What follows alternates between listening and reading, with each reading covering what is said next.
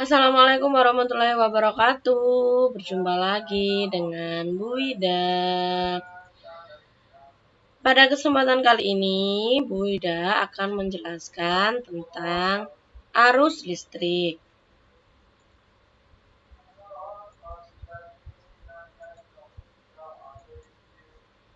Arus listrik adalah gelombang elektromagnetik. Gelombang yang dapat merambat meski tidak ada media perantara. Jadi, arus listrik itu adalah arus listrik artinya gelombang elektromagnetik. Nah, gelombang elektromagnetik itu apa? Gelombang elektromagnetik adalah gelombang yang dapat merambat meski tidak ada media perantara. Proses sampainya arus listrik ke rumah. Nah, kita kan sudah menggunakan listrik di rumah ya, untuk televisi, untuk kipas angin, untuk charger HP. Nah, bagaimana sih proses sampainya listrik ke rumah-rumah kita? Arus listrik dihasilkan oleh generator raksasa pada pembangkit listrik. Nah, jadi kalau misalnya energi listrik kita itu adalah energi angin, makanya di waduk itu ada generator raksasa pada pembangkit listriknya. Jadi waduk dikasih kayak kincir air, disambungkan kabel menuju pembangkit listrik. Nah, di pembangkit listrik itu ada generator raksasa. Kemudian dari pembangkit listrik disalurkan melalui jaringan listrik tegangan tinggi berupa jaringan kabel pada menara-menara tinggi atau disebut sutet. Nah, tadi waktu kita pertama kali video ini, di depan sudah ada gambar menara tinggi. Nah, itu adalah menara sutet untuk menyalurkan arus listrik dari pembangkit listrik kemana? Menuju ke gardu-gardu penerima di berbagai daerah. Jadi gardu-gardu penerima, jadi sutet-sutet itu diteruskan ke gardu-gardu penerima. Nah, terus ke PLN, gardu induk, terus gardu-gardu kecil, sehingga dari gardu tersebut arus listrik disalurkan ke rumah penduduk dan tempat yang membutuhkan. Jadi kalau misalnya kita di jalan atau kita di kampungmu, nanti ada sebuah gardu listrik, tiang listrik yang besinya itu agak tebel lingkarannya, diameternya agak tebal, itu gardu listrik yang dari menara sutet ke gardu-gardu, misalnya dari menara sutet ke Surabaya nanti dibagi gardu induk yang per kecamatan nanti per kelurahan. Nah, terus ada gardu-gardu tiang-tiang listrik per wilayah. Nah, dari situ, dari gardu itu arus listrik disalurkan ke rumah penduduk dan tempat yang membutuhkan. Arus listrik yang diterima di rumah kemudian disalurkan melalui rangkaian kabel listrik di dalam rumah. Kita lihat gambarnya ya. Nah, ini adalah pembangkit listrik. Ini adalah gardu raksasanya. Gardu raksasa ini tadi yang sudah Bida jelaskan.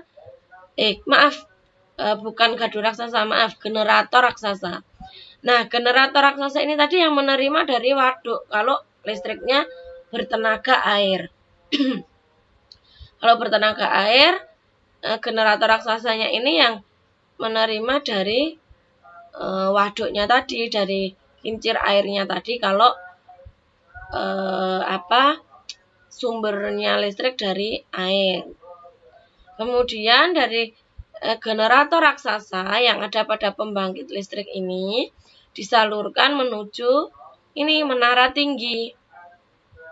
Nah, menara tinggi ini ada di setiap kota di Indonesia, di seluruh kota di Indonesia. Jadi ini melalui menara tinggi atau kita sebut SUTEP. Dari menara tinggi ini disalurkan ke gardu-gardu. Nah, ini mulai ke PLN tiap wilayah. Misalnya ini SUTEP-nya ada di Surabaya, terus ini di kecamatan-kecamatan yang ada di Surabaya. Kan memiliki PLN pengaduan masing-masing kan. Nah, ini di per kecamatan. Nah, ini ada di per kelurahan. Ada nanti di kampungnya Bu Ida ada gardu-gardu listrik yang besinya tebel, itu biasanya di pinggirannya kampung itu ada. Nah, setelah dari gardu ini, dari gardu yang ada di perwilayah ini disalurkan ke rumah-rumah. Nah, kemudian di dalam rumah baru disalurkan di ruang tamu, ruang tengah, dapur, dengan melalui kabel yang ada di dalam rumah. Rangkaian listrik di dalam rumah berupa 3 rangkaian, yaitu rangkaian seri, paralel, dan campuran. Rangkaian seri disusun dengan cara bersambung atau sejajar. Kalau paralel disusun berderet. Kalau campuran, ini campuran dari rangkaian seri dan paralel. Ini rangkaian paralelnya disusun berderet. Deret ya. Rangkaian serinya sejajar. Kalau campurannya ada seri, ada paralel. Rangkaian seri, ini gambarnya rangkaian seri.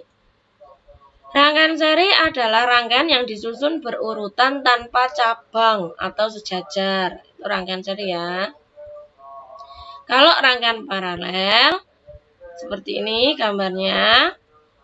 Rangkaian paralel adalah rangkaian yang disusun secara bercabang atau berderet. Jadi ada cabangnya. Dari sumber listrik, ada cabangnya. Kabelnya ada cabangnya. Kalau ini kan lurus saja kalau yang seri. Kalau yang paralel ada cabangnya. Nah, persamaan rangkaian seri dan paralel itu punya persamaan. Meskipun penyusunan kabelnya, lampunya berbeda, ini punya persamaan. 1. Memiliki daya dan arus listrik yang sama. Jadi arus yang dialirkan itu sama. 2. Bisa digunakan bersama-sama. Terbukti ya, bisa digunakan pada rangkaian campuran. 3. Memiliki kesamaan hambatan. Semakin panjang kabel, hambatan semakin besar. Nah, hambatan itu misalnya ini misalnya rangkaian seri ya, kabelnya segini. Hambatannya itu bisa saja dari intern kabelnya yang rusak atau digigit tikus. Semakin panjang kabel, hambatannya semakin besar. Karena kendalanya akan semakin besar, kendala kerusakannya. Nah, ini adalah persamaan rangkaian seri dan rangkaian paralel. Rangkaian seri, jika salah satu lampu padam, yang lain ikut padam. Jadi kalau memasangnya secara seri, secara sejajar, tanpa cabang, itu kalau satunya dimatikan, satunya akan ikut mati.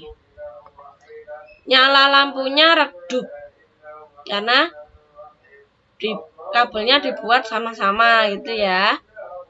Logikanya, jadi nyalanya redup, tidak terang.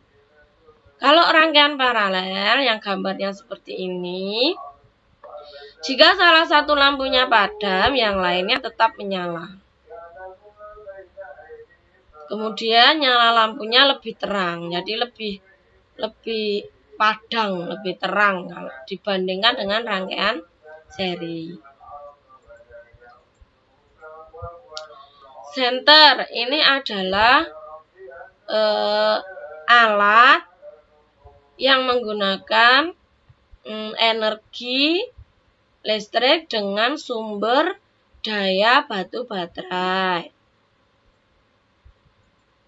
Ya, ini dia gambar komponen-komponen yang ada pada senter. 1. Baterai. Fungsinya baterai sebagai sumber energi listrik.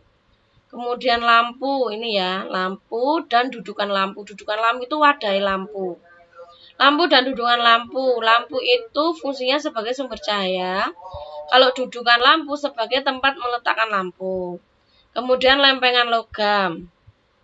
Jadi kalau kita buka senter itu pasti ada besi yang kayak lempengan gitu. Kayak gepeng gitu. Itu fungsinya sebagai penghantar arus listrik. Jadi menghantarkan arus listrik dari sumber energi menuju ke lampunya. Jadi ini lempengannya. Fungsinya sebagai penghantar arus listrik ya. Jika pada rangkaian listrik lain, lempengan logam diganti dengan kabel. Nah, kalau di senter itu menghantarkan listriknya dari sumber cahaya dari sumber energi ke sumber cahayanya melalui lempengan logam. Kalau di rumah-rumah melalui kabel. Nah, saklar, ini saklar kecil. Fungsinya memutus dan menyambung arus listrik. Kalau saklar itu dibuka berarti tidak ada arus listrik karena terbuka ya. Kalau kalau saklar itu ditutup, berarti ada aliran listrik yang mengalir, jadi lampunya menyala. Terima kasih anak-anak. Untuk materi arus listrik ini singkat, namun nanti aplikasinya di soal kita akan dibuat sedikit bingung dengan posisi-posisi lampu seri dan paralel. Tetapi ketika nanti kita banyak latihan, kita pasti bisa menyelesaikan soal-soal tentang arus listrik. Nah, demikianlah Bu Ida akhiri materi pada kesempatan kali ini. Semoga kalian lebih jelas dengan mendengarkan penjelasan Bu Ida seperti Bu Ida menjelaskan di kelas. Sampai bertemu lagi di kelas, di sekolah ketika pandemi sudah usai. Kita berdoa semoga kita bisa segera bertemu.